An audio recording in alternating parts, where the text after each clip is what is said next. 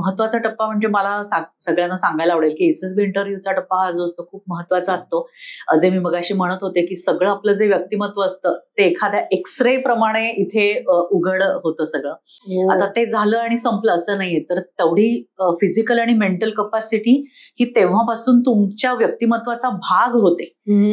तुमचा युनिफॉर्म तुमची स्किन होते. त्याप्रमाणे ह्या ज्या अधिकाराच्या क्वालिटीज असतात त्या वन्स अन ऑफिसर ऑलवेज अन ऑफिसर. प्रत्येक गोष्ट भरभरून मिळणं हे सुद्धा कुठेतरी अपयशाला कारणीभूत ठरतं. अभाव हा अतिशय महत्वाचा आहे आयुष्यामध्ये. ते जाऊ शकले नाहीत. म्हणजे असं अनेक कॅडेट सांगतात की माझ्या वडिलांची फार इच्छा होती की त्यांनी आर्मी जावं, पण समोर ते जाऊ शकले नाहीत आणि म्हणून मग ते स्वप्न मला पूर्ण करावंसं वाटलं. पण त्याही वेळी असं वाटतं की त्या स्वप्नाची थोडीफार व्हॅलिडिटी असेल समोर. जेव्हा तुझी स्वतःची सेल्फ डिस्कव्हरी प्रोसेस सुरू होईल तेव्हा हा प्रश्न तू स्वतःला विचारशील की मी आज इथे का आहे, मुळात माझं व्यक्तिमत्व कसं आहे, माझा पिंड काय आहे, मला आयुष्यात काय करायचं आहे, काय शोधायचं आहे. हा प्रवास जेव्हा त्याचा सुरू होईल तेव्हा ते कारण टिकेल का. मला मागे वळून बघताना हे सांगायला आवडेल आजच्या सगळ्या ऍस्पायरंट्सना आर्मीच्या की मुळात ह्याला कारणीभूत काय ठरतं तर मला आर्मीमध्ये का जायचंय, ही जी मोटिवेशनल लेवल असते तर ती साधारण तुमची केवढी आहे ह्याच्यावरती, ह्या सगळ्या निराशेवरती तुम्ही कशा प्रकारे मात करता हे अवलंबून असतं. एकंदर 10 वर्ष तुम्ही या सेवेत होता, तर त्या 10 वर्षामध्ये कोणती कोणती कामं आणि कोणकोणत्या ठिकाणी जाऊन ही कामं तुम्हाला करायला लागली याचं जरा, कारण खूप वेगवेगळी कामं असतात ना. हो हो, सीमेवर वेगळी किंवा बाकीच्या. म्हणजे ढोबळ मनाने आपल्याला सांगता येईल की पीस स्टेशन एक असतं की जिथे शांततापूर्ण भाग असतो, तिथे युनिट्स असतात आणि त्यानंतर सीमेवरती असतात. हे बदलत असतात. सीमेवरची जे युनिट्स असतात ती पीस स्टेशन मध्ये येतात, पीस स्टेशनवरनं फील्डमध्ये जातात. म्हणजे हे चक्र अव्याहतपणे सुरू असतं. ती पूर्ण व्यवस्था अशी आर्मीची सुरू असते. त्यानंतर सेमी फील्ड म्हणूनही एक प्रकार असतो की राजस्थानचं वाळवंट असेल, तिथला काही भाग असेल किंवा इव्हन काश्मीरमध्ये पण असे ह्या प्रकारचं भूगोलानुसार या प्रकारच्या गोष्टी या ठरवून दिलेल्या असतात आणि तिथे तिथे तुमच्या पोस्टिंग्स होतात. तर म्हणून 10 वर्षाच्या काळामध्ये हे जसं ऍक्टिव्ह फील्ड होतं, अगदी इंटेन्स काउंटर इन्सर्जन्सी एरिया, त्याप्रमाणे पीस स्टेशनमध्ये सुद्धा मला काम करायला मिळालं. खरं तर हा सगळ्यांना खूप प्रश्न पडतो की प्रत्येक वेळी काही युद्ध सुरू नसतं, मग तुम्ही लोक करता काय असं विचारलं जातं. तर अशांना मला सांगायला आवडेल की खूप प्रसिद्ध अशी म्हण आहे की जेवढा जास्त घाम तुम्ही गाळाल तेवढं रक्त कमी सांडाल सीमेवरती. तर हा घाम गाळण्याचा जो सगळा खटाटोप असतो तो पीस स्टेशन मध्ये होतो. तिथे अधिक जास्त चाचण्या होतात सगळ्या फिजिकल टेस्टच्या. म्हणजे तिथे सतत एक्सरसाइजेस असतात, सायकल्स तुमच्या चालतात. कॉम्बॅट इंजिनिअरिंगच्या आमच्या सायकल्स चालायच्या, सीईटीसी वगैरे. म्हणजे आता इंजिनिअरिंगची जी काही कामं आहेत की पूल बांधणं असेल किंवा ह्या प्रकारचं बॉम्ब्स डिफ्यूज करणं असेल, म्हणजे अशी अनेक कामं आहेत. त्याचा सगळा सराव पीस स्टेशन मध्ये होतो. त्याच्यासाठीच्या सगळ्या ज्या वर्कशॉप्स चालतात तर हे प्रकार सुद्धा तिथे होतात. तर हे करायला मिळालं म्हणजे त्याचं महत्व मला कळालं की फक्त म्हणजे जो सैनिक असतो तो तसाच असतो कुठल्याही सेशनमध्ये गेला तरी. तिथे रात्र ड्युटीज करायच्या असतात. ह्या सगळ्या गोष्टींची काळजी घ्यायला लागते. तिथे सतर्क राहायला लागतं. कारण युद्ध होतं तेव्हा आपल्याला माहिती की चीन किंवा पाकिस्तान किंवा आणखीन काही शत्रू जो सीमेवरनं अटॅक होतो. पण आपल्या सगळ्यांना कल्पना आहे की एक अतिशय मोठा शत्रू अनेक दशकांपासून आपल्या भारतात किंवा अनेक देशांमध्ये घुसलाय, तो म्हणजे आतंकवाद. आणि त्याला आता कुठेही मर्यादा राहिलेली नाहीये. कुठलाही समुद्र नाही, कुठलीही जमीन नाही किंवा कुठलीही शाळा, रस्ते नाहीत. तर इथपर्यंत तो पोखरच चाललेला आहे. तर हा शत्रू सगळ्यात भयंकर आहे. नक्षलवाद आहे अगदीच. तर अशा प्रकारचे जे छुपे अजेंडे असतात तर ते ओळखून नागरिकांची सुद्धा ठिकठिकाणी मदत करणं, नॅचरल कॅलॅमिटीज ज्या होतात आपल्या निसर्गाच्या त्याच्यामध्ये सतर्कपणे जाऊन काम करणं, हाही खूप मोठा अनुभव. श्रीनगरच्या पुरामध्ये आम्ही काम केलं. तर अशा प्रकारचे अनुभव सुद्धा खूप शिकवून जातात. महत्वाचं म्हणजे जीवनाचं मूल्य तिथे कळतं, म्हणजे त्याची किंमत कळते आपल्याला की एखादं कुटुंब उद्ध्वस्त होतं म्हणजे काय, किंवा आपण एखाद्या मोठ्या ह्याच्यातनं वाचतो त्याचं किती महत्व असतं. आणि आर्मीचा एक खूप मोठा भाग म्हणजे प्रशासन. सैन्य प्रशासन हा खूप वेगळा विषय आहे. म्हणजे लढणं आणि त्या सगळ्या टेक्निकल गोष्टी असतील, पण जेव्हा साधारणपणे एक सैनिकांची तुम्ही किंवा ह्युमन रिसोर्स ज्याला आपण म्हणू की हे मॅनेज करणं असतं की कोणाला कुठलं काम द्यायचंय, कोणाची पोस्टिंग कुठे करायची आहे, अशा प्रकारचं काम सुद्धा मला करण्याची संधी मिळाली की हे प्रशासन किती छान प्रकारे आपण करू शकतो असा एक आत्मविश्वास पण आला. आणि मुली तर त्यात खूप छान प्रकारे काम करूच शकतात, म्हणजे असं मी म्हणेन. ते एक आहे. आणि माझं बॅकग्राऊंड हे लॉचं होतं, म्हणजे LLB आणि LLM झाल्यामुळे असल्यामुळे ज्या काही टेक्नोलिगल अशा क्लिष्ट स्वरूपाच्या ज्या कोर्टाच्या केसेस होत्या त्या सुद्धा हँडल करण्यासाठी अनेक वेळेला माझी नेमणूक झालेली आहे. तर सदर्न कमांड जे आहे पुण्याचं, तर तिथे खूप चांगल्या प्रकारे मला हा कामाचा अनुभव घेता आला. त्यानंतर पठाणकोट बॉर्डर होती, सो माझी पोस्टिंग होती. तिथेही अशा प्रकारे सिव्हिल आणि आर्मी अशा दोन्ही मिळून, म्हणजे MES मिलिटरी इंजिनिअरिंग सर्व्हिसेस बरोबर मी तिथे काम केलं. तर दोन्ही प्रकारचे संघ माझ्याकडे असायचे. तर टिपिकल रेजिमेंटमध्ये काम करण्याची पद्धत खूप वेगळी असते. म्हणजे तिथे तुम्ही बोललात आणि ते घडतं समोर, अशा प्रकारची कार्यक्षमता असते, ती पद्धतच अशी असते. पण जेव्हा अशा अनेक घटकांना घेऊन तुम्ही काम करता तर तिथे नेतृत्व करणं ही वेगळी गोष्ट आहे. तिथे तुम्हाला त्याचं मर्म समजून घ्यायला लागतं की समोरचा सिव्हिलियन साधारण त्याची काय पार्श्वभूमी आहे, त्याचे काय प्लस मायनस पॉइंट्स आहेत, आणि ते सहजपणे कुठेही त्यांना हे न करता प्रशिक्षित करत त्यांच्याकडनं ते काम आपल्याला करून घ्यायचंय. बरोबरीने युनिफॉर्म मधली पण माणसं तुमच्या बरोबर आहेत. तर खूप सुंदर हे अनुभव आले. खरं तर प्रत्येक पोस्टिंगचा एक वेगळा म्हणजे आव्हान असायचं समोर की हे मी कधी केलेलं नाही आणि अशा प्रकारे मला आता पोस्टिंग देण्यात आलीये.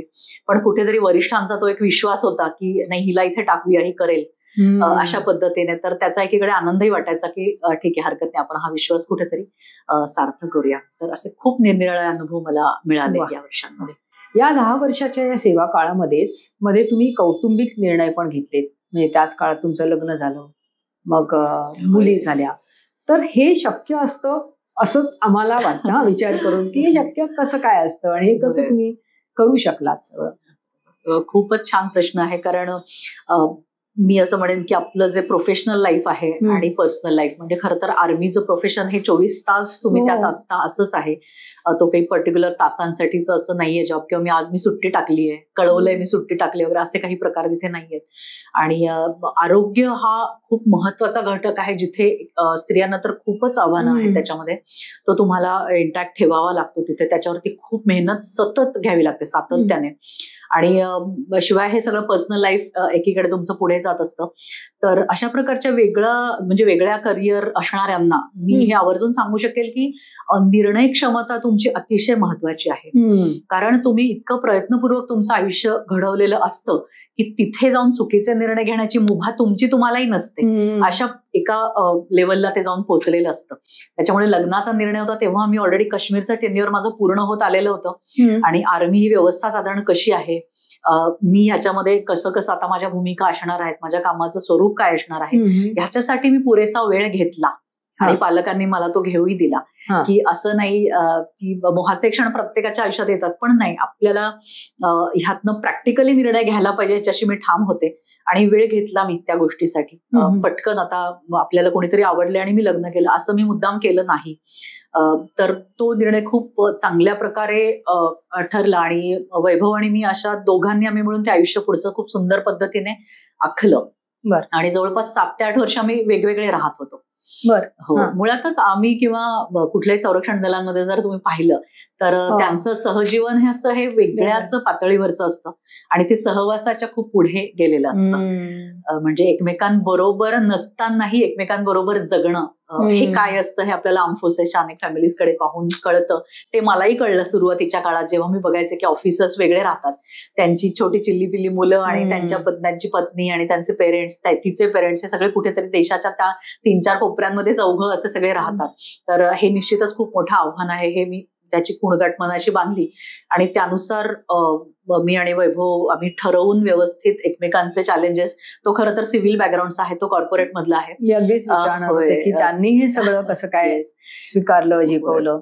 आणि तो IIM मधला तो एक पासआउट झालेला होता, MBA झालेला, आणि मी ह्या क्षेत्रातली. तर मला असं वाटतं प्रोफेशनच्या पुढे जाऊन माणूस म्हणून एकमेकांना समजून घेणं खूप गरजेचं आहे. कारण आपण लग्न करतो ते त्या व्यवसायाशी किंवा प्रोफेशनशी नाही, तर आपण त्या माणसाशी लग्न करतो. आणि ते जर कन्व्हिन्सिंग असेल तर कितीही तुमच्या आयुष्यामध्ये चॅलेंजेस आली तरी ती तुम्ही बरोबरीने त्याचं म्हणजे त्याला हे करू शकता. पण तरीही एका ऑफिसरशी, मग भले ती स्त्री असेल पुरुष असेल, ऑफिसरशी लग्न करणं हे खूपच हा मोठा निर्णय आहे, तो त्याने घेतला. आणि मग खूप आमचं रोलर कोस्टर राईड होती ही 7-8 वर्ष पुढची. वेगवेगळ्या ठिकाणी राहणं, जिथे साधारण महिनाही कधीतरी भेट व्हायची नाही, किंवा अगदी उदाहरण झालं द्यायचं तर मी पठाणकोटच्या एका कोपऱ्यात होते आणि तो तसा मुंबईमध्ये पहिल्यापासून, पण माझ्यामुळे मग तो त्यातले त्यात जवळ कुठे सेटल होऊ शकला तर उत्तराखंडमध्ये त्याच्या करिअरच्या हिसानुसार. मग असं सगळं ते जाणं येणं एका छोट्याशा एसटी मध्ये. ती एसटी कुठेतरी त्याला 2-2:30 वाजता रात्री तिथे आणून सोडून द्यायची एखाद्या चौकात वाटेल तिथे, आणि मग तिथून तो घरी पोहोचायचा. अशा पद्धतीने त्याने हे केलं. आणि तोपर्यंत माझ्याकडे 2 छोट्या मुली होत्या, म्हणजे धाकटी तर अगदीच त्यांनी मुलगी होती तेव्हा, जेव्हा मी पंजाब बॉर्डरवरती होते. ती पोटात असताना मला टायफॉइड झालेला, त्याच्यामुळे आणखीन भर वाढत गेली होती सगळी ह्या आव्हानांमध्ये. पण भक्कम साथ होती एकमेकांची त्याच्यामुळे. आणि कुठेतरी तो एक मातृत्वाचा माझ्याकडे तो एक एवढा होता की नाही, आपण ह्या वातावरणात सुद्धा सहजतेने घेतला पाहिजे हा टप्पा, म्हणजे काहीतरी हा विशेष आहे आणि माझ्यात आता खूप आमूलाग्र बदल होत आहेत. आणि आता खूप म्हणजे त्याचा कुठलाही प्रकारे हे न करता आपण हा सहजपणे टप्पा पार पाडूया. आणि स्वतःचा फिटनेस मेंटेन करण्यासाठी योगासन आणि हे तर मी ह्या दरम्यान केलंच, पण मेंटल टफनेससाठी सुद्धा एक आई म्हणून, म्हणजे एक ऑफिसर म्हणून तर एक वेगळी गोष्ट आहे, पण आता आपल्याला बाळाला जन्म द्यायचा आहे, म्हणजे नॅचरल म्हणजे आहे तसंच नाही तर ही एक खूप सुंदर संधी आहे आपल्याला पुन्हा एकदा ग्रो करायची, पुन्हा एकदा वाढण्याची. तर म्हणजे आपण ती घेऊया अशा दृष्टिकोनातनं मी ते करत गेले. आणि नॅचरली आपण ह्याला तोंड देऊया म्हणून फिटनेस ठेवणं, नॉर्मल डिलिव्हरीसाठी दोन्ही वेळेला विशेष प्रयत्न करणं, त्याच्यासाठीचा फिटनेस हा खूप वेगळा तो ठेवावा लागला. कुठल्या तरी कानाकोपऱ्यात असताना आयुर्वेदाची थोडी कास असेल, अशा दृष्टीने तो फिजिकल टप्पा तर पार झाला, पण मेंटली तो अशा अनेक गोष्टी घडत घडत तो इथपर्यंत आला. व्यावसायिक आयुष्य आणि व्यक्तिगत आयुष्य हे दोन्ही तुम्ही खूप विचारपूर्वक छान बेतलत आणि त्याला छान पद्धतीने सामोरे गेलात. पण मी सैन्यात आले ते फार बरं झालं असं सांगणारे, स्वतःच्या मनाला सांगणारे असे काही समाधानाचे क्षण असतील तर त्यातला एखादा सांगाल का? हो, असं समाधान हे खूप म्हणजे मोलाचं ते असतं आणि ज्याला सार्थक म्हणतो आपण, की एवढ्या प्रयत्नांचं आपलं सार्थक झालं. तर असा एक क्षण नाही सांगता येणार, पण होय म्हणजे उल्लेख करायला नक्कीच म्हणून सांगू शकेल. तर जेव्हा अतिशय कठीण बिकट परिस्थिती येते आणि जेव्हा प्रत्यक्ष हिंसेमध्ये आपल्या म्हणजे काहीतरी घडून गेलेलं असतं, बॉम्बस्फोट किंवा इतर आयडी ब्लास्ट असतील, अशामध्ये आपल्याला काम करायला लागतं.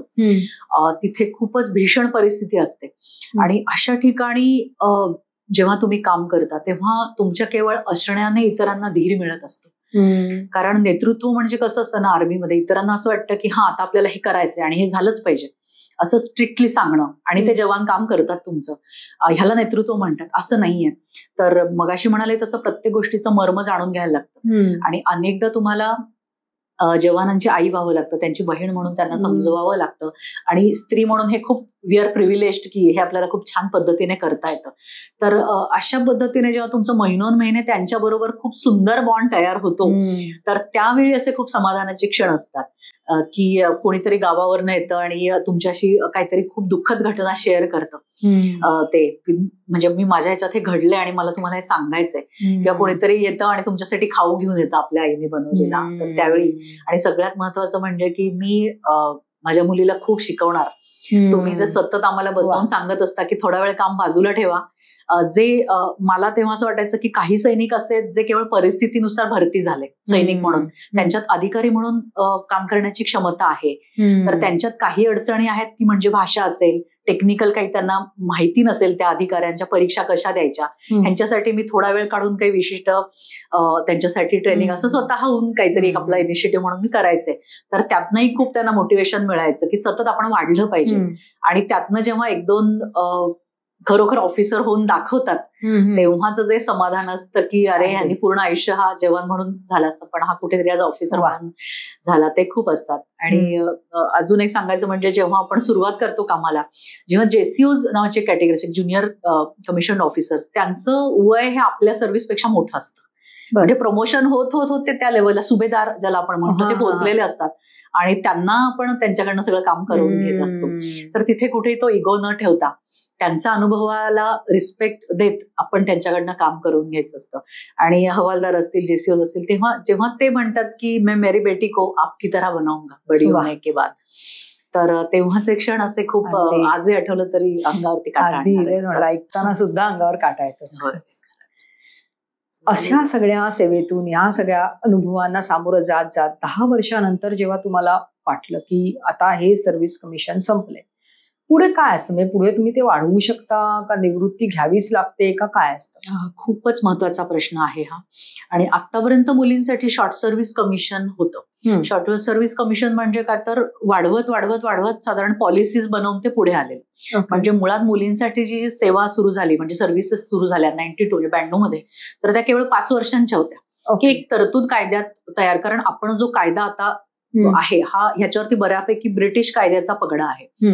तर ब्रिटिशांच्या कायद्यातच मुळात एक मेडिकल सोडलं तर इतर कुठल्याही शिक्षणासाठीचं कुठलाही स्कोप नव्हता मुलींसाठीचा. म्हणून स्वातंत्र्य आपल्याला 47 साठी मिळालं, पण मुली कमिशन 92 साली झाल्या पहिल्यांदा मेडिकल इतर म्हणजे मेडिकलपेक्षा दुसऱ्या स्ट्रीम मधल्या ज्या असते, तर ती मुळात प्रोव्हिजन 5 वर्षांसाठी सुरू झाली.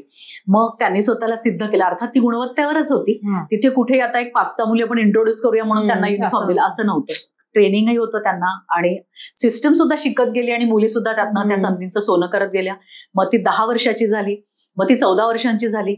पण तरी परमनंट कमिशन साठी जी 20 वर्षांची सर्व्हिस आवश्यक असते ती मुलींसाठी नव्हती आतापर्यंत. तर 2019 साली अतिशय महत्वाचा निर्णय आपल्या माननीय सर्वोच्च न्यायालयाने दिला आणि त्याचा परिणाम म्हणून मुली कर्नल पदापर्यंत पात्र ठरू लागल्या. म्हणजे त्याच्यासाठीच्या ज्या टेस्ट त्या त्यांना द्यायलाच लागणार, पण ऍटलीस्ट त्या पात्र ठरू लागल्या. म्हणजे त्यांना they will be considered now की असं असं याच्यासाठी. आणि 20 वर्ष सर्व्हिस त्यांची आता त्या करू शकतात. तर हा खूप महत्वाचा बदल त्यानुसार झाला. त्याच्यामुळे माझ्या वेळी जे होतं टर्म्स अँड कंडिशन्स त्या 14 वर्षापर्यंतच्या होत्या. त्याच्यामुळे मला असं होतं की 10 वर्षांनंतर सोडायचे किंवा 14 वर्षांनंतर सोडायचे, असे दोन ऑप्शन्स माझ्याकडे होते आणि मी 10 वर्षांनंतर त्यातनं बाहेर आले. ह्याच्यासाठी तुमच्या दोन्ही पण गोष्टी आहेत. म्हणजे तिकडनं सुद्धा तुम्हाला ते सगळे बॉन्ड्स तुमचे कंटिन्यू होतात तुमच्या सगळ्या मेरिटनुसार आणि स्वेच्छेने पण तुम्हाला बाहेर पडता येतं. पण 10 वर्षांच्या आत बाहेर पडता येत नाही. हे पालकांनी सुद्धा लक्षात घेण्यासारखी गोष्ट आहे की ट्रेनिंग संपल्यावरती आपण बॉन्ड साईन करत असतो आणि तो पहिलाच बॉन्ड कमीत कमी 10 वर्षांचा आहे. त्याच्यामुळे तुमचं जे सगळे चॅलेंजेस असतात पुढचे हे टिकवत शांतपणे तुम्हाला पुढे जायला लागतं.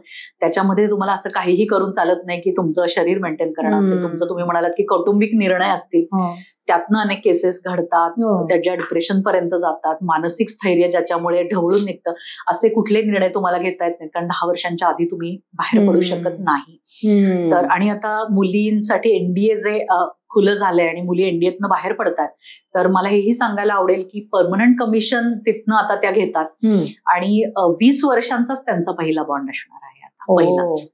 त्याच्यामुळे ते सुद्धा आव्हानांमध्ये तेवढीच भर पडणार आहे. म्हणून आमच्या वेळी असं होतं की शॉर्ट सर्व्हिस कमिशन 10 वर्षांसाठी म्हणून तुम्ही सुरुवातीला स्वीकारायचं आणि मग ते नंतर पुढे कंटिन्यू करायचं. तर ते मुलं 20 वर्षांपर्यंत कंटिन्यू सहज करू शकत असत. तर आमच्या वेळी असं ऑप्शन होतं ते. आणि म्हणून त्यानुसार मग मी 10 वर्ष हे केलं आणि सगळं छान चाललेलं असताना मग मी हे निर्णय घेतला आणि तो खूप विचारपूर्वक घेतला की आपण आता थोडं थांबूया ह्या वळणावरती आणि आपल्या काही वेगळी पॅशन असेल किंवा ज्या मूल्यांसाठी आपल्याला वाटायचं की आपण स्वतःला सिद्ध करायला हवंय, आपल्याला आर्मीत जायला हवंय, तर हे आपलं आता आपण दुसऱ्या स्वरूपात सुद्धा ते कदाचित पुढे कंटिन्यू करू शकू असं एक तो आत्मविश्वासही आणि असं एक इच्छा सुद्धा, अशा दोन्ही गोष्टी होत्या. म्हणून खरं तर घरून अजिबात असं काही प्रेशर नव्हतं. हेही खूप आनंदाची गोष्ट आहे. म्हणजे अगदी नवरा असेल किंवा सासर माहेर सगळीच माणसं त्यांनाही असं वाटत होतं की खूपच चांगल्या मेरिटोरियस अशी तुझी सर्व्हिस सुरू आहे तर ती तू सुरू ठेवावीस. पण मीच एक साधारण आपलं कसं होतं ना विद्यार्थ्याचं की 10वी-12वी पासून जे त्याचं आयुष्य एका ह्याच्यामध्ये सुरू होतं ते कुठेही थांबत नाही किंवा ब्रेक नसतं. म्हणजे 12वी मग ग्रॅज्युएशन, मग करिअर साठीची धडपड, मग लगेचच म्हणजे आर्मीसाठीच्या सारख्यांसाठी ट्रेनिंग, पुढची 7 वर्ष म्हणजे ती टोटल 12 वर्ष होऊन जातात. तर मला जसं कुठेतरी वाटत होतं की आता आपण विराम घेऊया, जरा थांबूया. कधी विराम घेतलात आणि मग त्यानंतरचं आयुष्य कसं काय परत बेतलं? कारण तुमचा एकंदर सगळा रेकॉर्ड बघता त्याच्यानंतरही काय सुरू केलं? 2016 डिसेंबरमध्ये मी 10 वर्ष पूर्ण केली आणि थांबले. तर तेव्हा धाकटी मुलगी अगदी वर्षभराची होती जेमतेम आणि तिथून आमचं सहजीवन सुरू झालं. म्हणजे आम्ही एकत्र एका घरात राहायला लागलो की 2 फ्रीज आहेत आमच्याकडे, 2 गॅस झाले आणि 2-2 सगळं आहे, असे 2-2 सेट्स आमचे एका घरात असे आले वगैरे, सगळी गंमत होती.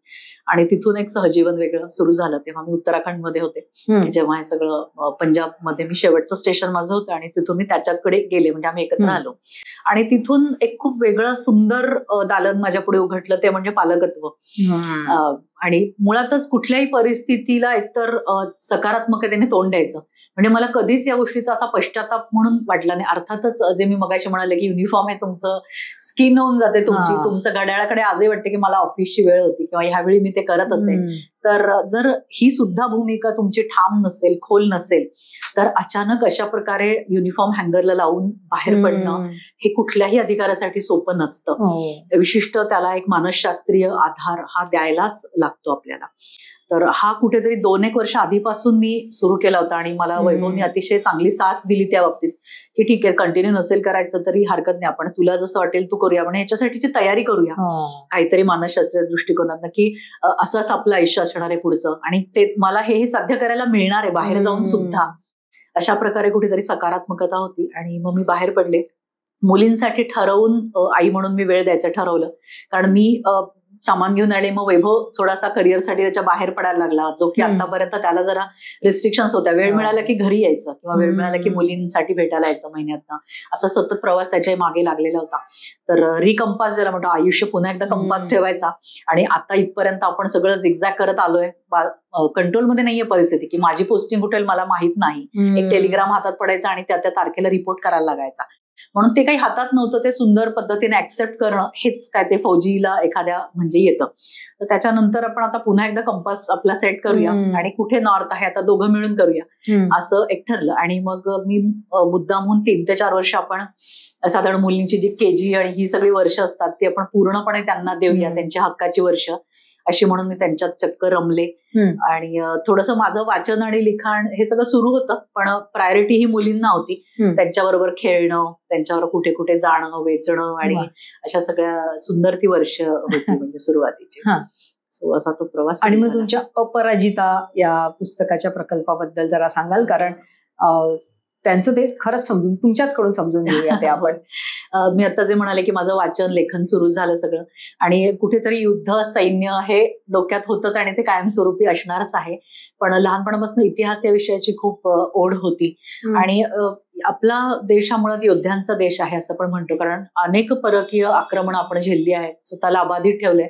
याचं सगळं श्रेय आपल्या देशातली जे योद्धे होते त्यांना जातं. स्वातंत्र्य सैनिक आहेत, अनेक तऱ्हेच्या मार्गाने त्यांनी स्वातंत्र्यासाठी प्रयत्न केले, म्हणून आज आपण खूप मोकळेपणाने श्वास घेऊ शकतो. त्याची खूप मोठी किंमत आपण दिली आहे खरं तर. ह्या सगळ्या गोष्टी कुठेतरी होत्या. आणि मग अनेक प्रांतांमध्ये जेव्हा मी जायचे, तिथल्या संग्रहालयांना भेटी द्यायचे, तिथल्या लोकांमध्ये त्यांची भाषा जाणून घेताना, मिसळताना, खाता पिता खाणंपिणं करताना की अरे किती वेगवेगळ्या खाद्य संस्कृती आपल्याकडे आहेत.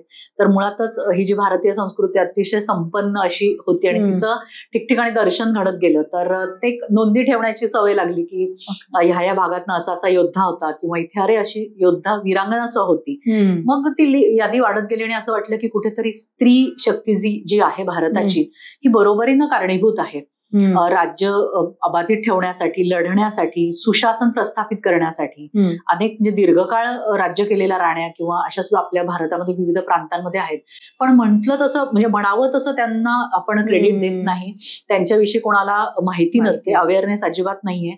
आणि त्यांच्या पुत्राच्या नावे ते सगळं आपल्या ग्रंथांमध्ये त्यांची माहिती सापडते. त्याचं श्रेय त्या मुलांना दिलं जातं. पण ते मुलं अगदी छोटी असायची. आपण जर सगळा इतिहास काढून पाहिला की 2-3 वर्षांचं ते छोटं बाळ आहे, त्याला सिंहासनावर बसून ती राणी राज्य करायची. पण ती सगळं ते म्हणजे त्या कंट्रोल करायची. सेनापती असेल, मंत्रीगण असेल, आणि अशा प्रकारे त्या काळची जी सुबत्ता होती मुळात भारताची, आंतरराष्ट्रीय व्यापार असेल आणि शस्त्रास्त्र असेल, युद्धनीती असेल, हे खरं तर जागतिक पातळीवरती आपण प्रोजेक्ट करावं अशा ह्या गोष्टी आहेत. तर त्या भारतीयांना सुद्धा माहिती नसणं हे खूप मोठं दुर्दैव आहे असं मला वाटलं.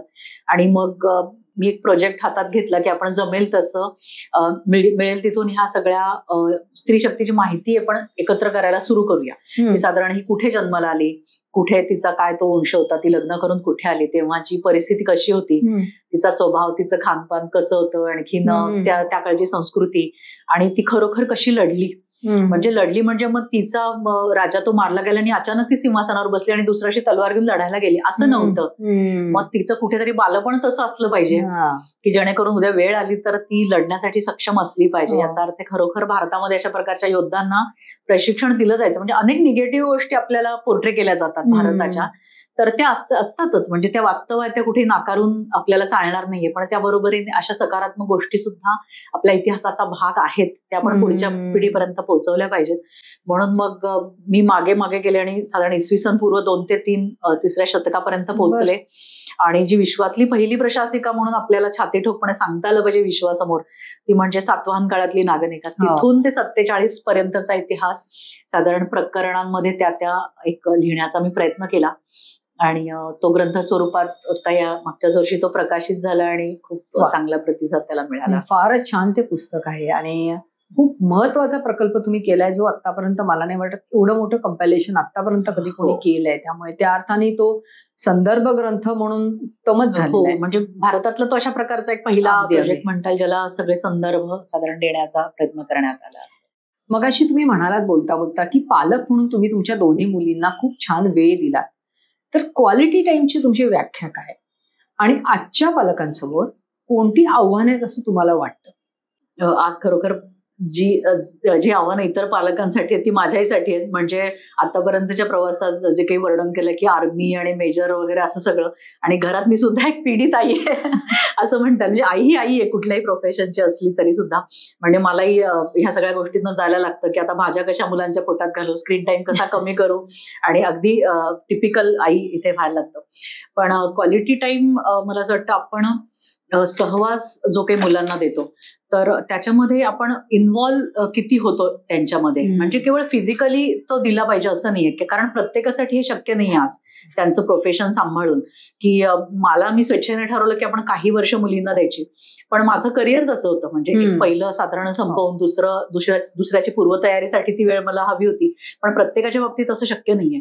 त्याच्यामुळे आपलं आहे ते प्रोफेशन सांभाळूनच त्यांना जर आपण खूप व्यवस्थित वेळ दिला, संवाद त्याच्यामध्ये महत्वाचा आहे, आणि ते जे काही करतील त्याच्यासाठीचा रिस्पेक्ट आपण देणं, प्रामाणिकपणे स्वतःला त्यांच्या, म्हणजे जे आपण मगाशी स्वाधीन शब्द वापरला, तर याही ठिकाणी आपण समर्पित करणं, सकारात्मकतेने, प्रांजळपणे, प्रामाणिकपणे, एक स्वच्छ माणूस म्हणून त्यांच्यासमोर आपण जाणं की हो हे चुकलं जरा माझं, आपण असं नको करूया, पण मला खात्री तुझं मात्र छान होईल, अशा पद्धतीने. तर सहवास द्यायचा हा आहेच आहे, पण तो सहवास देण्यासाठी आपल्याला पात्र बनवत जाणं किंवा ते पालकत्व म्हणून अंगी येणं, ह्याच्यासाठी सुद्धा आपण विचार करून ते केलं पाहिजे. म्हणजे अनेकदा असं होतं ना की अशा पण आपल्याला आया दिसतात आजूबाजूला की तू का करिअर तुझं सोडलंस नाही, आता मला मुलाला वेळ द्यायचा, मी आता सोडून दिलं सगळं काही, पण मग तू काय करतेस नेमकं. म्हणजे 24 तास तू मुलाबरोबर असतेस, पण मग मोठं आव्हान आहे की तू साधारण त्याला कसं हे करतेस, म्हणजे हँडल कसं करतेस, त्या वेळी त्याला काय काय सांगतेस, किंवा तो तुमच्यातला संवाद कसा असतो. तर केवळ पूर्ण वेळ घरी बसणं हा काही उपाय असू शकत नाही मला असं वाटतं आजच्या कुठल्याही स्त्रीसाठी. म्हणून तुमचा प्रश्न अगदी खूप छान आहे की क्वालिटी टाइम हा कसा दिला पाहिजे.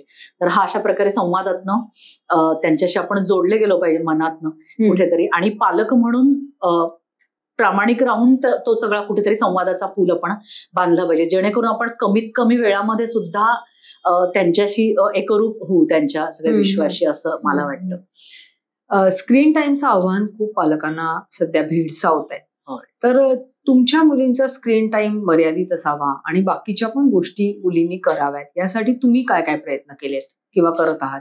अच्छा, खूप छान प्रश्न आहे. त्याच्या आधीचं एक छोटंसं मी सांगते. म्हणजे आता आपण जसं क्वालिटी टाइम आणि सहवास याच्याबद्दल बोलतोय, तर एक करिअर संपवून मी दुसरं करण्यासाठी म्हणून मी घरी होते काही काळ, की आपण घरी वाचन करतोय, लेखन करतोय. पण त्याच्यामुळे मग मुलांना काय वाटतं की आई म्हणजे केवळ आपल्यासाठीच आहे घरी. ते थोडंसं मला कुठेतरी हे व्हायला लागलं की नाही, त्यांचं इंडिपेंडंट आयुष्य सुरू होत नाहीये, की त्या वयानुसार त्यांनी स्वतंत्र होणं गरजेचं आहे. स्वतःहून उठून वस्तू घेणं, सगळं आयतं हातामध्ये अपेक्षा न करणं, ह्याच्यामधनं कुठेतरी एक वेगळं आपल्याला काही करायला लागेल. म्हणून मग अशा छोट्या छोट्या गोष्टी माझ्यासमोर येत गेल्या. मग घरीच एक छोटंसं ऑफिस करणं, की नाही साधारण मी इथे बसलीये म्हणजे मी माझं काम करतेय, आणि त्यावेळी जर बेल वाजले दाराची तर तुला उघडायचंय. त्यावेळी इस्त्रीवाला आला असेल तर कपडे मोजून घ्यायचे आणि मोजून तुला द्यायचे. त्यावेळी कुणी काही मदतीला आलंय तर ते तुला बघायचंय की तुमचं नाव काय, किंवा तुम्हाला काय मदत हवी आहे माझ्याकडनं, म्हणजे हे सगळं तुम्हाला हँडल करायचंय, मी घरी नाहीये साधारण, अशा पद्धतीने. तर हे छोटे छोटे उपाय मला करायला लागले की घरी असूनही त्यांनी माझ्यावरती पूर्णपणे अवलंबून नाही राहिलं पाहिजे यासाठी. आणि मग तुम्ही जसं विचारलं की स्क्रीन टाइम वगैरे, तर ह्याचा सगळ्यात मोठा राजमार्ग मी म्हणतो आपल्याकडूनच जातो. म्हणजे स्वतः पालकत्व हे दुसरं तिसरं काहीही नाही, तर ती संधी घेणं स्वतःला पुन्हा पुन्हा चांगलं रिफाईन करत जायची. आणि पाल्यांसाठी सगळ्यात मोठं जर आपण काही करू शकत असू तर आपल्या दोघांचं रिलेशन आपण तसं बनवूया चांगलं, की जेणेकरून कुठल्या इतर गोष्टी कमी होतील असा विचार आम्ही केला. की आज आपण बघतो ना की पालक खूप वेळ शाळा, ही शाळा अशी, शाळा तशी, शाळेत हे चाललंय, शाळेत शिक्षकांचं असं चाललंय, प्रचंड निगेटिव्ह वातावरणात. म्हणजे ठीक आहे, मला हे म्हणायचं नाही की शाळा म्हणजे तशा आहेतच, पण तरी सुद्धा कुठेतरी त्या मुलासमोर तीन-तीनदा ते निगेटिव्ह बोलणं आपण टाळू शकतो. आपण कुठल्याही शाळांचे किंवा पालकांचे व्हॉट्सअप ग्रुप बघितले, चेक केले, तर आपल्याला इतकी तक्रारींची त्याच्यामध्ये हे. तेव्हा मी त्यांना असं सांगते की शाळा हा एक भाग आहे त्या मुलाच्या आयुष्याचा किंवा त्याच्या दिनचर्येचा. त्याचा जास्तीत जास्त मोठा भाग आपण आहोत, पालक आपण आहे, आपलं घर आहे. तर अशा पद्धतीने चांगलं नातं जे असतं ते सगळ्यांना पुरून उरतं. तर अशा प्रकारचा बेस एक पालक म्हणून आपण देऊ शकतो का? घरातलं वातावरण सकारात्मक ठेवू शकतो का? एक नवरा बायको म्हणून साधारण तुम्ही किती ट्रान्सपरंटली एकमेकांबरोबर ते सहजीवन छान प्रकारे जगता, हे सगळं मुलं ऑब्झर्व करत असतात. तुमची भाषा नकळत त्यांच्या तोंडात येते. आणि मग कधीतरी बाबाला मदत पाहिजे तेव्हा आई करते, किंवा आईला मदत पाहिजे तेव्हा आम्ही तिघही करतो. अशा पद्धतीने कुठेतरी हे करणं आणि एकमेकांच्या आयुष्याचं भान ठेवणं, हे मी का सांगते की स्क्रीन टाइम कडे येण्याआधीच हे सगळं खूप महत्वाचं असतं. म्हणजे स्क्रीन टाइम हा अतिशय फावल्या वेळात बघायचा आहे. जेव्हा मला सगळी माझी कामं झालीत, आत्ता माझ्या घरात काय चाललंय, कुणी आलंय बाबाकडे, तर त्या पाहुण्यांना मला काही नेऊन द्यायचं, आई कोणाची तरी बोलतीये, तिला आता उठता येत नाही, तर मी कसं तरी करून पण काय ना मला सरबत दिलं पाहिजे आईच्या मैत्रिणीला नेऊन. तर हे सगळं जे भान असतं, घरातलं भान, सामाजिक भान, शाळेमध्ये साधारण काय चाललंय, कारण मुलांना त्यांच्याबद्दल, त्यांच्याशी काय घडतंय नेमकं शाळेमध्ये, हे जर व्यक्त होता येत नसेल तर ते चुकीचं आहे. ते भान कुठेतरी त्यांचं जागं करायला पाहिजे आपल्याला, जेणेकरून तो संवाद आपल्याशी साधतील. आणि अशा प्रकारे जगण्याची एक वेगळी त्यांना म्हणजे चव आपण दिली पाहिजे प्रत्येक टप्प्यावरची. खेळ असतील, स्विमिंग असेल, लाईफ स्किल्स, जसं आपण स्विमिंग म्हणतो तसं जेवण तयार करता येणं किंवा काय म्हणतो स्वयंपाक करणं, हे अतिशय महत्वाचं स्किल आहे. तर त्याच्यासाठी कुठेतरी मदतीला घेणं, म्हणजे तू टोमॅटो निवड, मी दुसरी भाजी निवडते, आपण दोघेच मिळून भाजी आणूया, होम डिलिव्हरी न करता भाजी पिशवीत उचलून आणूया. अशा पद्धतीने मी करत गेले, केवळ मी माझे अनुभव इथे सांगते की कुठेतरी ओट्यावर बसणं, आता तू कुकरच्या शिट्ट्या मोजायच्या किंवा तू हे कर, आणि दोघे मिळून आपण कणिक मळायला मदत हे करूया, आपण प्रयत्न करूया हे करायचा. म्हणजे ठीक आहे, तुम्ही मदतनीस असतात घरामध्ये आणि ह्या सगळ्या गोष्टी, मग पण त्या टप्प्यावरती ती एक गोष्ट म्हणजे आपल्या ताटामध्ये पडणारी पोळी ही किती कष्टांनी बनवलेली आहे. तर कुठेतरी शेतात नेणं, की गहू असा पिकतो, तिथून तो गिरणीत जातो, त्याचं पीठ होतं, मग पोळी आपल्या ह्याच्यात पडते. तर हे कुठेतरी महत्व मुलांना सांगण्याची आज नितांत गरज असं मला वाटतं, की डिलिव्हरीला आपण एक क्लिक केलं की आपल्या दाराशी सामान जे येते ते अतिशय घातक आहे असं कुठेतरी मला वाटतं. त्याची पटकन चटक मुलांना लागते. आणि ह्या जर सगळ्या जीवनावश्यक गोष्टींमध्ये त्यांना एक एक गोष्ट आपण सांगत गेलो तर स्क्रीन टाइमवरती त्याचा खूप म्हणजे चांगला परिणाम म्हणजे तो खूप कमी होत जातो, आपोआपच तो कमी, कारण त्यांची इन्व्हॉल्वमेंट अशा अनेक विविध गोष्टींमध्ये असते. आणि तो कुठेतरी एक भाग आहे. आपण तो पूर्णपणे बंद करून चालणार नाही, कारण आता आपण जे काही अपडेट होतोय ते स्क्रीन मधनच होतोय वेगवेगळं, आणि आईबाबांच्याही याच्यात स्क्रीन असते. म्हणजे माझ्याजवळ त्या येतात मुली आणि मी लॅपटॉपवरती काय करते ते आवर्जून बघतात आदनमधनं, मग त्यांना दिसतं की नाही काहीतरी लिहिते, हा ठीक आहे, किंवा आजपर्यंत कधी त्यांनी माझा मोबाईल घेऊन काहीतरी गेम अपलोड केलेत किंवा त्या खेळल्या, तर असं होत नाही, कारण त्यांना अगदी लहानपणापासून मोबाईल आणि लॅपटॉप ही कामाची गोष्ट आहे. उद्देश काय त्याचा. हो. आणि स्क्रीन टाइम कमी करणं म्हणजे आता त्या फोन करून सांगतील की आम्ही मगाशी टीव्ही लावला होता, 1 तास झाला, आता मी बंद केलाय आणि रिमोट जागच्या जागी ठेवून दिला, आता मी चाललो खेळायला आणि तुला अपडेट केलं. तर अशा प्रकारे कुठेतरी आपल्याला करता येईल का असं एक मला ते मनामध्ये असतं. म्हणून सकारात्मक गोष्टी आपण वाढवत नेल्या पाहिजेत. आणि स्क्रीन टाइमशी रिलेटेड अजून एक प्रश्न म्हणजे चॉईस मेकिंग. स्क्रीन टाइम आहेच आहे, तो लिमिटेड हवाच, पण साधारण जो काही अर्धा पाऊण तास 1 तास तुम्हाला दिलेला आहे किंवा जे काही वेळ तुम्ही तुमच्या पाल्यांसाठी नेमून देता, त्याच्यामध्ये काय बघायचं ही चॉईस तुम्ही लादून चालत नाही की तू हेच कार्टून बघा, हे त्यातले त्यात बरी भाषा आहे याच्यामध्ये, असं तुम्हाला सांगता येत नाही. तर ह्याच्यामध्ये सुद्धा चॉईस मेकिंग पाहिजे असते. मग ती कुठेतरी आपण सिनेमा निवडताना त्यांच्या कानावर पडली पाहिजे की सगळेच सिनेमे चित्रपटगृहात लागतात, पण आपण ते सगळे बघायला जात नाही, किंवा मला छंद आहे सिनेमा बघणं, मी फर्स्ट शोला जातो, असं नाही होत, नाही व्हायला पाहिजे असं मला एक वाटतं. तर त्याच्यामध्ये कुठेतरी आपण चॉईस करतो की हा ना याच्यामध्ये हे खूप चांगल्या पद्धतीने मांडलंय किंवा ही या स्टोरीवरती या कादंबरीवरती आधारित, त्याच्यावर चर्चा अवश्य करा. पण मला असं वाटतं आपण ह्या आठवड्यामध्ये किंवा जे काही 15 दिवसात महिन्याभरात तुम्ही जो काही चित्रपट तुम्ही बघत असाल तर आपण ह्याच्याऐवजी हा बघूया, हा आपण नंतर बघितला किंवा OTTवर आला तरी चालेल.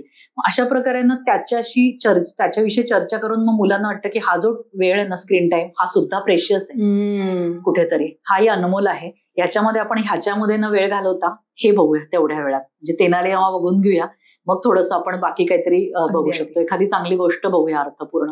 हे शिकवून चालत नाही असा माझा अनुभव आहे आणि त्यातल्या फजितीमधनं मी हे शिकत गेले. चॉईस मेकिंग, कोणतीही निवड करण्यामागचा विचार आणि त्यातलं तारतम्य, हे मुलांना असं सांगून येणार नाहीये. तर ते आपण जसं वागतो, आपण त्यांच्याशी चर्चा करतो, आपण जे वागतो त्याच्या मागचा विचार मुलांना समजावून सांगता आला, आपण काय पद्धती वापरतो, त्यांची त्याच्यात इन्व्हॉल्वमेंट किती घेतो, या सगळ्यातून माझ्या मते मुलं या सगळ्या प्रक्रियेतून जेव्हा जातात तेव्हा मी स्क्रीन टाइम कुठे वापरायचंय, कधी वापरायचंय, कशासाठी वापरायचंय ह्याचा आपोआप विचार करायला लागतात, नाही का. आणि ही गोष्ट कुठेतरी कलेशी पण जोडली जाते असं मला वाटतं. म्हणजे हळूहळू मी माझ्या मुलींना सांगत गेले की हे अॅनिमेशन बघताय, पण बघा आता अॅनिमेशन हा इंजिनिअरिंग असा विषय आहे वेगळा, किती खटाटोप करून हे सगळे लोक ना हे बनवत असतात सगळं. त्यानंतर डबिंग हे एक वेगळं क्षेत्र आहे की तू बघ आता हा व्हिडिओ, ह्याच्यामध्ये एकच मुलगी किती वेगवेगळे आवाज काढतीये किंवा ह्याच्यामध्ये लाइटिंग इफेक्ट किती छान वापरलाय. तर अशा प्रकारे मग त्याची चव एक येत जाते की अतिशय काहीतरी म्हणजे नुसतंच काहीतरी चाललंय ते कार्टून आणि आपण तासन तास ते डोळे खेळून बघतोय, असं होणार नाही. हळूहळू आई नाही त्याची स्टोरी नाही एवढी, मग ते आम्ही सोडून दिलं मध्येच. मला असं वाटतं की हाच विषय पण ह्यांनी किती चांगल्या पद्धतीने हाताळलाय ना, हे कुठेतरी एक कलेचं खरं तर खूप सुंदर विश्व आहे. म्हणून केवळ मनोरंजन, म्हणजे ठीक आहे मनोरंजन हा मुख्य हेतू आहेच कलेचा, पण त्याच्या बाजूने जर हे छोटासा व्यक्तिमत्व विकास आपल्याला जर करता आला मुलांचा आणि एक वेगळी दृष्टी देता गेली प्रत्येक गोष्टीला, तर ते करून बघायचा प्रयत्न करतात की आई मी हा छोटा व्हिडिओ एडिट करून पाहिलाय, एक 2 मिनिटांचा, बघ एक गाणी मी जोडून पाहिलीत आणि किती छान त्याचा एका जॉनरची ती गाणी आहेत. म्हणजे असंच कदाचित हे इंजिनियर्स करत असावे आणि माझ्या शाळेच्या प्रोजेक्टसाठी मी तयार केलंय स्क्रीनवरती. तर त्याचं काहीतरी एक प्रयोजन कळतं त्यांना की प्रत्येक कलाकृती मागे काही प्रयोजन आहे, एक मुख्य विचार आहे, तो कलाकार त्यातनं व्यक्त होतोय. संगीत असेल, चांगलं संगीत ऐकवणं मुलांना आणि स्वतः त्याच्यासाठी चॉईस मेकिंग आपली असणं की काहीतरी गाडीमध्ये तुम्ही वाजवत चाललाय, त्याच्याऐवजी प्रत्येक क्षण मला असं वाटतं प्रेशियस आहे. मी 4 तासांचा जो काही प्रवास करतेय ती माझ्यासाठी खूप सुंदर संधी आहे अतिशय उत्तम संगीत ऐकण्याची, एखादा चांगला पॉडकास्ट ऐकण्याची आणि मुलाखत ऐकण्याची, जेणेकरून कोणीतरी त्याचा प्रवास उलगडताय आणि त्या पदापर्यंत आज पोहोचलंय, त्याचं लहानपण कसं होतं. तर माणूस म्हणून कुठेतरी जोडलं जाणं हे अतिशय मुलांना गरजेचं आहे आणि हे माध्यम टाळता येण्यासारखं नाही, पण माध्यमातून काय बघायचं हे चॅनलाइज करता येण्यासारखं. अगदी पालकांसाठी फारच महत्वाच्या या सगळ्या गोष्टी तुमच्याकडून आता आल्या आहेत आणि मला अगदी खात्री आहे की पालकांना ह्याच्यातून खूप चांगलं मिळणारे खाद्य, की मी काय मुलांबरोबर केलं पाहिजे, ते कसं केलं पाहिजे, किती विचारपूर्वक केलं पाहिजे आणि त्यातलं मोल आपल्याला किती जाणवलं पाहिजे. मला वाटतं ही आपली वयमची मुलं आहेत ना, तर ती सुद्धा आता टिप कागदासारख्या वयात आहेत की अनेक गोष्टी टिपतायत, त्यांना नवीन काहीतरी खुणावतंय. तर आपला साधारण 4थी ते 10वी किंवा वयवर्ष 8 ते 16 असा वयोगट आहे वाचणारा. या मुलांना तुम्ही काय सांगाल की या वयात अमुक एक गोष्टी जरूर करा किंवा करून बघा, अशा कोणत्या गोष्टी तुम्ही तुमच्या मुलींनाही सांगत असाल तर या मुलांना काय सांगाल? खूप खूप छान आणि महत्वाचा प्रश्न आहे हा, कारण बालपण अतिशय महत्वाचं असतं. अनेक मोठ्या गोष्टींची बीज त्यात लपलेली असतात आणि मला असं वाटतं की आपलं व्यक्तिमत्व जे आहे ते बहुमुखी करण्याकडे प्रत्येकाने कल दिला पाहिजे. म्हणजे अगदी उदाहरण द्यायचं झालं तर सैन्यात जाण्यासाठी सुद्धा जे पालक मोटिवेट करतात आपल्या मुलांना, त्यांच्याही कुठेतरी धारणा अशा झालेल्या असतात किंवा त्यांची धारणा असते की सैन्य म्हणजे कुठेतरी केवळ खेळाशी रिलेटेड असतं किंवा स्पोर्ट्समध्ये गेलं पाहिजे, सैन्याची अधिकाधिक माहिती मिळवली पाहिजे, मग रणगाड्यांची माहिती असेल, तोफांची माहिती असेल, म्हणजे कुठेतरी सोपं जाईल मुलांना. किंवा एखादी मुलगी थोडी अशी टॉमबॉय असते किंवा धीट असते, आता ही आर्मीत जाणार बहुतेक, किंवा माझ्या मुलींना खूप कॉमन प्रश्न विचारला जातो की मग काय आईसारखं आर्मीतच का? आणि मला खलील जिब्रानची तिथे आठवण आठवण येते की खरोखर आपली मुलं ही आपल्यापासून झालेली असतात, ती म्हणजे आपण निमित्त असतो आणि ती वेगळी असतात, त्यांचं अस्तित्व कुठेतरी वेगळं असतं आणि असं ते म्हणजे वेगळं अस्तित्व अशाच दृष्टिकोनात आपण त्यांच्याकडे पाहायला पाहिजे. तर मुलांनी आणि पालकांनी आपलं जी पर्सनॅलिटी आहे ती वर्सेटाईल कशी होईल ह्याच्यासाठी भरभरून जगलं पाहिजे. आणि मला मोठं होऊन हेच करायचंय तेच करायचंय. म्हणजे जेव्हा माझ्या मुलीने मला विचारलं की मला सगळे म्हणतात की तू मोठ्या झाल्यावर हे बनणार, तर मी मोठ्या झाल्यावर काय करायचंय, मोठे झाल्यावर ठरवलं तर चालेल का? हा, म्हणजे हे मी लहानपणी नाही ठरवलं तर चालणार आहे का आत्ताच, असं मला इतका तो प्रश्न म्हणजे असा टचिंग वाटला की हो म्हणजे खरं आहे. मी कधीच असं तिला कधी म्हणाले नव्हते, पण तिला एवढं बॉदरेशन, तर हे आपण नको करूया स्वतःवरही आणि मुलांवरही नाही की आत्ताच सांग तू मोठं झाल्यावर काय होणार आहेस, म्हणजे आत्ता तुला काय करावं असं वाटतं, हा प्रश्न जास्त महत्वाचा आहे असं मला वाटतं. म्हणून भरभरून आयुष्य जगता आलं पाहिजे. सगळे ऋतू आपल्याला अंगावर घेता आले पाहिजेत सुंदर. आपल्यातली संवेदना टिकून राहावी म्हणून कुठेतरी आपण चित्रकला, शिल्पकला, रांगोळी जे व्यक्त होण्याची ही सगळी माध्यमं आहेत कलेसारखी, तर ती आपलीशी केली पाहिजेत. कारण पुढचं आयुष्य हे एक प्रकारे संतुलन तुम्ही कसं राखता याच्यावरती अवलंबून आहे, नेतृत्व गुणांवरती अवलंबून आहे. आणखीन सगळ्यात महत्वाचं म्हणजे कुठल्या संवेदनेने तुम्ही काम करताय, कुठल्या माणसांबरोबर, याच्यावरती तुमचं यश अपयश अवलंबून आहे. आता मार्कांच्या एका सर्टिफिकेटवरनं तुम्हाला तुमचं करिअर आखावं लागत नाहीये सुदैवाने. तर एवढं आपण मोकळ्या जगामध्ये जगत आहोत. म्हणून मुलांसाठी तुम्ही भरभरून जगा आणि घराच्या बाहेर निघा. जेवढ्या नैसर्गिक गोष्टी तुम्हाला करता येतील, गड किल्ल्यांवरती चढा, ट्रेकिंग करा भरपूर, एकमेकांना मदत करा, ज्या वयात ज्या खोड्या करता येतील त्या सगळ्या करा. म्हणजे स्वतःला कुठल्याही अर्थाने तुम्ही बांधून ठेवू नका आणि नवीन गोष्ट करून पहा. साधारण कुठलीही गोष्ट करण्यामागे तिचं परफेक्शन हे हा काही क्रायटेरिया असू शकत नाही की ती जमले किंवा नाही जमली, तर ती करून बघणं हेच यश आहे याच्यामध्ये. म्हणून वेगवेगळे प्रयोग करत चला, आईबाबांना त्यांच्या कामात मदत करा आणि शक्य तेवढ्या गोष्टी त्यांच्याकडनं नकळत आत्मसात करायचा प्रयत्न करा. आपली संस्कृती जास्तीत जास्त प्रकारे जाणून घ्या, कारण मला असं वाटतं की संस्कृती ही आपली खूप प्रवाही आहे. म्हणजे ती अशी एका चौकटीत नाही बंद करतायत. म्हणजे उदाहरणार्थ मी जर काही इतिहासाचा अभ्यास केला आणि त्याच्यावरती काही लिहिण्याचा प्रयत्न केला, तर तीच गोष्ट कदाचित माझ्या मुली किंवा त्यांची पिढी वेगळ्या पद्धतीने इंटरप्रिट करतील. तर असा प्रत्येकाने आपापल्या परीने तो इतिहास इंटरप्रिट करावा, तरच तो जिवंत राहील आणि तरच तो आपल्यामध्ये एकरूप होईल, आपल्या जीवनामध्ये त्याचा काही आपल्याला उपयोग होईल.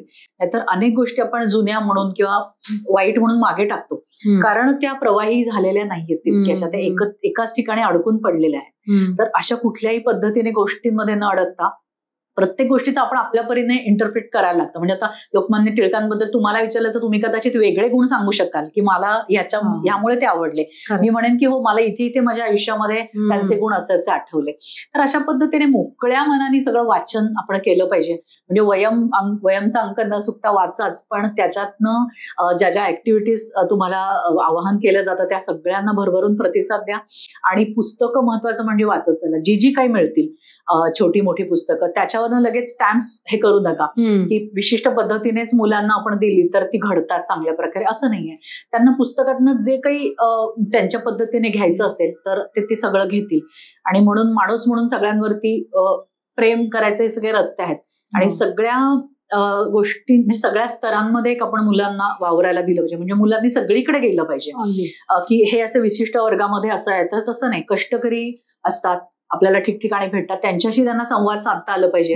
किंवा आज मुलं एका विशिष्ट कंपनीमध्येच ते शोधतात की माझ्या वयोगटाचं कोणी नव्हतं आहे तिथे, किंवा कुठेही पार्टीला चल म्हणलं किंवा लग्न कार्यांना किंवा कुठेही कोणाकडे जायचं झालं तिथे खेळायला कोणी आहे का, किंवा माझ्या वयाचं कोणी असेल का. तर अशा प्रकारे त्या वयात अडकून न पडता कोणत्याही वयाशी त्यांनी संवाद साधला पाहिजे. एखादी कोणीतरी आजी आली आहे काठी टेकत, तर तिच्याशी ते मूल पटकन कनेक्ट झालं पाहिजे. बांधकामाच्या ठिकाणी काही एखादी बाई तिथे आहे, तिने पाणी मागितले, तिला पटकन जाऊन मदत करता आली पाहिजे. तर एवढी संवेदना आपली सगळीकडे झिरपली पाहिजे. कारण नेतृत्व गुणासाठी म्हणजे राजा होण्यासाठी आधी प्रजा होणं गरजेचं असतं. किंवा ती प्रजा काय कशा पद्धतीने असते, त्यांची आव्हानं, त्यांचं दुःख जाणून जो घेतो तो कुठेतरी चांगला नेता होतो. तर ही गुण इतकी खालपर्यंत आपल्याला झिरपलेले असतात. तर अशा पद्धतीने जर तुमचं म्हणजे सगळ्या मुलांनी आपापलं आयुष्य आतापर्यंत हे केलं तर पुढे जाऊन कुठल्याही क्षेत्रात त्यांना जावंसं वाटलं तर ते एका अपूर्व विश्वासाने ते सामोरे जातील की मला माहितीये काम कसं करायचं किंवा मला माहितीये कामासाठी किती दिवस आपण समोरच्याला दिले पाहिजेत. साधारण समजून घेण्याची जी ही प्रक्रिया असते, फ्लेक्झिबिलिटी एक वाढते या सगळ्या गोष्टींनी. मला खूप गंमत वाटते सांगतात ना की आपण सैन्यातल्या गोष्टी असतात किंवा इतर गोष्टी असतात, ह्यातनं आपण रिजिडिटी खूप देतो मुलांना की असं सगळं झालं पण तो तिथला ढळला नाही त्याचा निश्चित किंवा त्याने अजिबात तो घाबरला नाही. ह्याच्याच बरोबरीने आपण हीच नीती फ्लेक्झिबिलिटीच्या दृष्टीने समजावून सांगितली पाहिजे की शिवाजी महाराजांनी इथे इथे कशा पद्धतीने लवचिकता वापरली म्हणून यश मिळालं. म्हणून आपला जो स्वभाव असतो तो कुठेतरी हा माझा असंच असतं किंवा मी म्हणजे असंच, मला हेच आवडतं, ह्याच्यातनं कुठेतरी बाहेर पडून परिस्थितीनुसार पटकन त्याच्यामध्ये फ्लेक्झिबिलिटीने स्वतःला टाकणं आणि अशा पद्धतीने ते करत पुढे जाणं, हे जर मुलांनी स्वतः सुद्धा आपल्यामध्ये भिनवलं तर खूप छान पद्धतीने एक टीमवर्क साठी कोणत्याही ते तयार होतील. आणि मग पालक आणि पाल्य आणि शिक्षक आणि हा जो सगळा संवाद त्रिकोण चौकोन सगळे बनत जातात ते पटकन सोडवायला मदत होईल. म्हणजे मुलंच सोल्युशन देतात, आई मॅमने असं सांगितलंय पण मग मला असं वाटतं, म्हणजे तुला काय वाटतं, मग मी असं सांगून देते परस्पर त्यांना. अशा पद्धतीने ते कोडी सोडवायला मदत होते, त्यांचीच मदत घ्यायची आणि त्यांच्याच तळहातावर निर्णय क्षमता तयार होते त्यात. तुम्ही मगातपासून आपण ऐकतोय की देश, संस्कृती, समाज याबद्दल तुम्ही खूप ठामपणे बोलताय आणि खूप गरज आहे आता या सगळ्याशी मुलांचं नातं जोडलं असण्याची आणि सकारात्मकतेने या सगळ्याकडे बघण्याची. तर आपल्या देशाबद्दल, आपल्या संस्कृतीबद्दल अभिमान बाळगला पाहिजे, त्याच्याबद्दल कृतज्ञता असली पाहिजे, असे कोणते घटक तुम्ही मुलांसमोर दाखवाल की बघा ह्याच्याकडे जरा लक्ष हवं?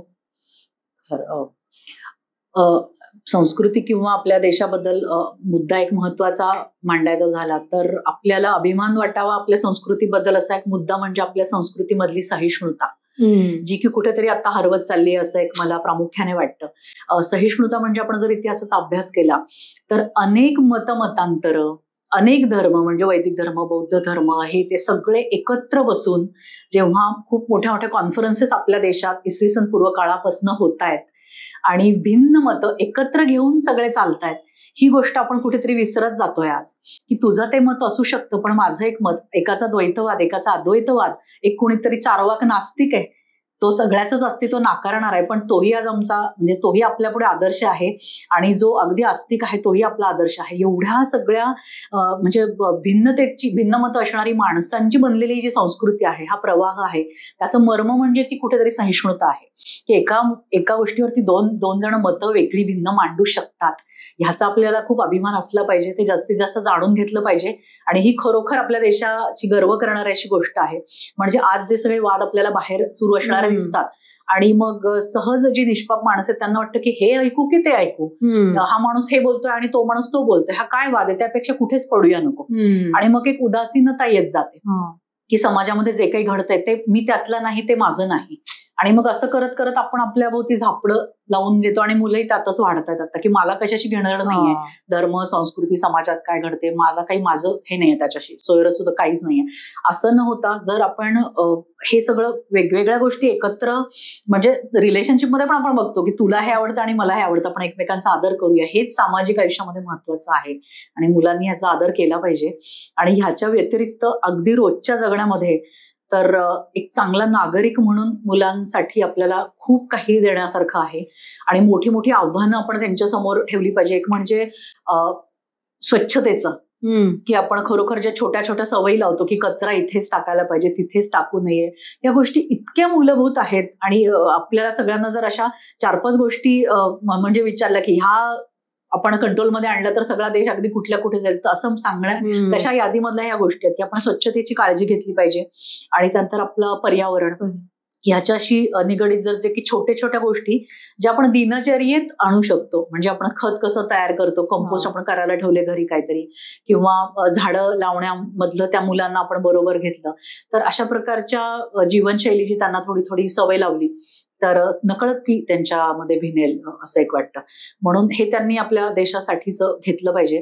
आणि सगळ्यात महत्वाचं म्हणजे कुठेही ते कम्पेअर केलं नाही पाहिजे. म्हणजे आता मी सतत ऐकते की अमेरिकेत हे चांगलं आहे किंवा बाहेरच्या देशांमध्ये ते चांगलं आहे, म्हणून हे अगदी टिपिकल वाटेल माझं बोलणं, पण भारत ही माझी आई आहे म्हणून मी त्याच्यावरती भरभरून प्रेम केलं पाहिजे. इतकं सोपं हे गणित आहे अगदी. आणि म्हणून मला इथल्या जी काही व्यवस्था मला बेटर करता येईल इथली, तर ते योगदान मी तिथे दिलं पाहिजे. शाळेत मला काही करता आलं स्वेच्छेने तर तिथे मी केलं पाहिजे. घरात मला ते सुधारण्यासाठी जे काही दिसेल, म्हणजे इंटेलेक्टची व्याख्या काय आहे माझ्या मते, जर एक काहीतरी सिस्टीम थोडीशी बिघडलेली आहे त्याला सुरळीत करणं म्हणजे इंटेलेक्च्युअल असणं आहे.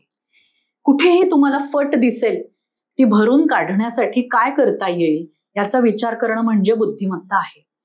तर ती बुद्धिमत्ता त्या ठिकाणी अप्लाय करायला मोकळं मैदान त्यांनी शोधणं हे आपल्या देशाच्या दृष्टीने आज खूप गरज आहे, मी म्हणेन पुढच्या दृष्टीने.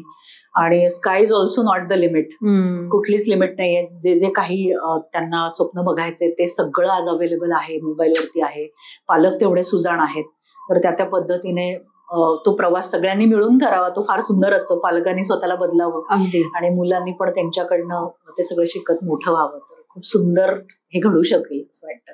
वा मोहिनी, तुमच्याशी गप्पा मारून खूप आनंद झाला, समाधान मिळालं. आणि तुम्ही ज्या पद्धतीने अगदी तुमच्या करिअरच्या विचारांपासून ते आत्ताच्या पिढीने त्यांचे विविध निर्णय वेळोवेळी घेण्यासाठीची सज्जता कशी करायची, आपल्या देशाबद्दलचा, संस्कृतीबद्दलचा अभिमान कसा बाळगायचा, कोणती गोष्ट सकारात्मकतेने कशी पुढे घेऊन जायची, या सगळ्याबद्दल तुम्ही जे काही असं बोललायत ना, ते अगदी परिपूर्ण वाटलं. की हे सगळं ऐकल्यानंतर मला असं वाटतं इथे असलेल्या मुलांना, पालकांना, ऐकणाऱ्या प्रत्येकाला आपल्या स्वतःच्या आयुष्याकडे सुद्धा डोकून परतवून बघावं असं वाटेल.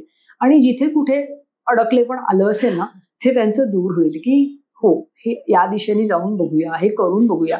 अशा काही ना काही कल्पना प्रत्येकाला मिळतील. इतकं तुम्ही छान बोललाय. नाही, तुम्ही आज वयमच्या या पॉडकास्ट सिरीजमध्ये आलात. हा अंक आपण त्यांना देतोय आणि ह्याच अंकामध्ये त्यांची रासमणीवरची गोष्ट पण आहे. म्हणजे मगाशी जे त्यांनी अपराजिता या आपल्याला प्रकल्पाबद्दल सांगितलं ना, त्या त्यांच्या प्रकल्पाबद्दल जेव्हा मी जाणून घेतलं आणि जेव्हा मी त्यांचं अपराजिता पुस्तक पाहिलं, तेव्हा मी त्यांना लगेच म्हटलं की यातल्या काही गोष्टी तुम्ही आपल्या वयमच्या मुलांना सांगाल का, लिहाल का त्या मुलांसाठी. आणि त्यांनी लगेच आपल्याला राणी रासमणी नावाची फार छान गोष्ट लिहून दिली. तुम्ही मगाशी नागनिका राणीचा उल्लेख केला, तर त्या नागनिका राणीबद्दल सुद्धा आपल्या अंकामध्ये मध्यंतरी आपण लिहिलं होतं. हो, म्हणजे जेव्हा मराठीला अभिजात दर्जा मिळाला त्याचा इतिहास सांगताना तो नागनिकापर्यंत जातोय, ते आपण आपल्या अंकामध्ये दिलं होतं. तर असा हा वयमचा अंक सुद्धा तुम्ही सगळ्यांनी नक्की वाचा. वयमचे सभासद नसाल तर सभासद व्हा. या चॅनलला सुद्धा सबस्क्राईब करा, म्हणजे अशी मोहिनीताईंसारखी खूप वेगवेगळी माणसं आपल्याकडे येतात, ते वेगळं काहीतरी शेअरिंग होतं, तर ते सुद्धा तुम्हाला आपल्या YouTube चॅनलवर पाहायला मिळेल. आणि अंक नुसता मुलांना सबस्क्राईब करून देऊन वाचायला द्या इथपर्यंत थांबू नका. तर मगाशी मोहिनीताईंची बोलताना जसं आपण समजून घेतलं ना, तसं प्रत्येक गोष्ट अख्ख्या कुटुंबाने मिळून करायची असते. त्या न्यायाने वयम सबस्क्राईब करा, तो तुमच्या कुटुंबाचा भाग होऊ दे. सगळ्यांनी मिळून वाचा, त्याच्यावर बोला, त्यातल्या प्रतिक्रिया आमच्यापर्यंत सुद्धा तुम्ही कळवलात तर आम्हालाही आनंद होईल आणि आम्हालाही आणखीन पुढे काही नवीन करायला उमेद मिळेल. तर अशा पद्धतीने आपण सगळ्यांनी मिळून वयमकडे सुद्धा या दृष्टिकोनातून बघा, असं मी अगदी मनापासून सांगेन. आणि मोहिनीताईंना अगदी मनपूर्वक धन्यवाद की तुम्ही आज आलात, एवढा वेळ दिलात, छान गप्पा मारल्यात आणि तुमच्या गप्पांमधून आम्हाला सगळ्यांना खूप काही समजून घेण्यासारख्या गोष्टी आहेत. त्यामुळे खूप धन्यवाद. ही खूप छान संधी आहे मला, म्हणजे वयमचे आपले छोटे आपले बालमित्र आणि त्यांचे पालक अशा सगळ्यांपर्यंत पोहोचण्यासाठी मला असं एक संधी मिळाली आणि शेअर करून खूप छान वाटला हा सगळा प्रवास. मनःपूर्वक धन्यवाद.